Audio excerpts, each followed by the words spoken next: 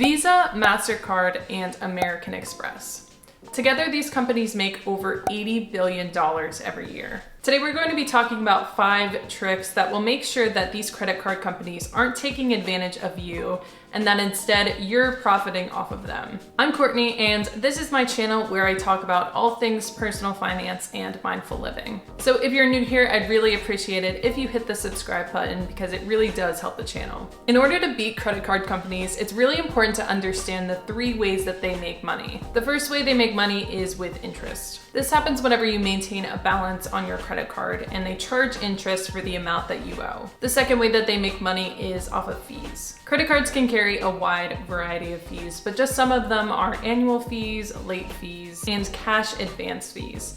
Each of these are just another way that they can get a little bit more money out of you. The third way is interchange. Basically, the credit card company charges the business a fee every time you pay with a credit card. This is why sometimes you'll notice gas stations offering a discount if you pay with cash because it helps them avoid that fee. And because of this, they can then pass those savings on to you. So as you can see, the first 2 ways are how the credit card companies are making off of you as a user, and the third way is more directed towards how they're making money off of businesses. So now that we understand that, let's dive into the 5 rules that will ensure that you always come out on top. The first rule you've probably heard a million times, but I do have to say it again because it's the #1 rule for a reason. And that is simply just don't spend money that you do not have. If you treat your credit card like a debit card, you're never going to spend over the money that you have available to you at the moment. And if you aren't overspending the money that's available to you, the credit card companies can't make money by charging expensive interest rates on the money that you've overspent. So by paying off your credit card in full every month, you're completely avoiding this expensive debt that they are hoping you're going to accumulate.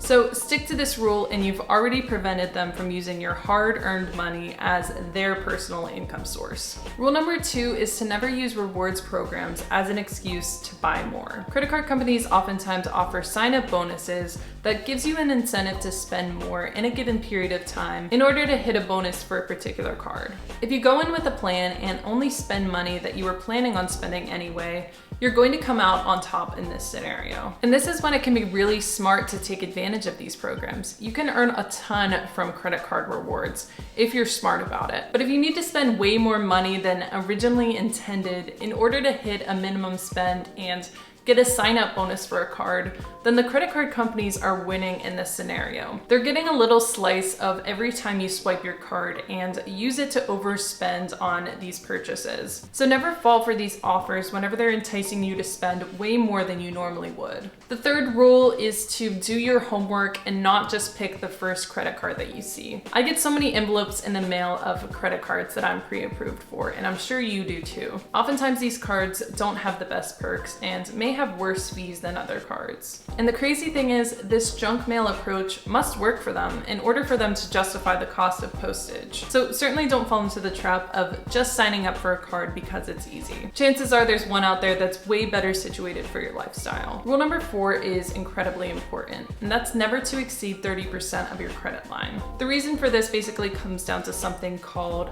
the credit utilization rate. A credit utilization rate is basically just the amount of money that you've spent on your cards divided by the total credit line that's available to you. So basically, if I have $10,000 to me available within my credit and I'm spending $5,000 that month, I'm way over the credit utilization rate that I should be. This is often a major factor whenever determining your credit score, and you're usually rewarded for staying well beneath your credit limit. So if you stick below this 30% threshold, your credit score will be significantly better, and you're probably not overspending on your credit, which will make it easier to pay off that bill every month. The 5th and final rule to outsmart credit card companies is to never use your credit as an emergency fund. I've heard people explain that they don't need an emergency fund because they can just use their credit if they ever fall on hard times. But this is a pretty horrible approach because if you ever were down on your luck and you needed an emergency fund, The last thing you need is to go into more and more credit card debt because you didn't have a fund stored up and available to you. If you do fall on hard times and start to accumulate credit card debt, that's just going to prolong the amount of time that it takes for you to recover and get back on your feet again.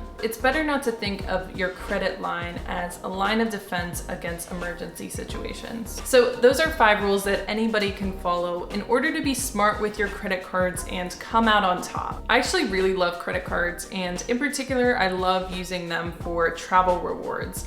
But you need to be smart with them or they will take advantage of you. Pay off that balance every month, don't overspend, and I promise you'll be able to come out on top. Thank you all so much for watching. I hope you enjoyed this video, and if you did, please consider liking and subscribing to the channel.